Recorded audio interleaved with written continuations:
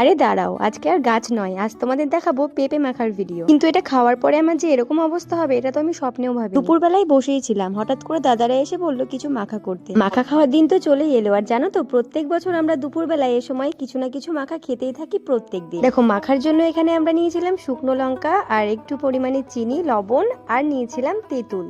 আসলে হালকা একটু চিনি দিলে টেস্টটা কিন্তু অনেকটা ভালোই হয়। এরপরে চলো এই সমস্ত জিনিসগুলোকে মাখা করে নেওয়ার পালা। জানো তো আমার না লঙ্কায় খুবই হাত চলে, কিন্তু কি করব বলো, ভাই আর দাদাদের আবদার, ওদের জন্য প্রত্যেক বছর আমাকে এভাবেই লঙ্কা ডলতে হয়।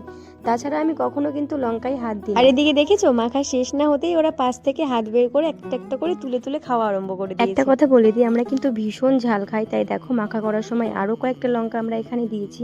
তবে তোমরা মাখা খাওয়ার সময় কিন্তু এত লঙ্কা একেবারে। এরপর ওরা খেয়ে বললো কিছু একটা কম আছে, সেটা হচ্ছে লেবু পাতা, কারণ ফ্লেভারের জন্য আমরা যে কোনো মাখাতে কিন্তু লেবু পাতা দিয়েই থাকি। এরপরে এবার চলো আমি খেয়ে দেখি। এর জন্য প্রথমে দেখো আমি তোমাদেরকে খেতে দিলাম, এবার আমি খেয়ে নিচ্ছি। আর সত্যি বলতে মাখাটা ভীষণ সুন্দর হয়েছিল, কিন্তু খুবই ঝাল হয়েছিল। আর এখানে দেখো আমার দাদাও বলছে যে খুব ভালো হয়েছে। আর আমি তো এখানে খেয়েই যাচ্ছিলাম, খাওয়ার সময় কিন্তু বুঝতে পারিনি যে এত ঝাল হয়েছে। আর আমরা খেতে খেতে দেখো সবটাই প্রায় শেষ করে দিয়েছি। খাওয়ার শেষে তোমরা আমার অবস্থাটা একটু দেখো, আমার এত ঝাল লেগেছিল, আমার চোখগুলো পুরো লাল লাল হয়ে গিয়েছিল। ওদের নাকি তাও ঝাল লাগেনি। তো আমাকে সবাই জল খেতে বারণ করছিল, আমি তাও এখানে জল খেয়ে নিয়েছি। তো তোমরা খেলে কিন্তু এত ঝাল একেবারেই দেবে না। চলো টাটা, বাই।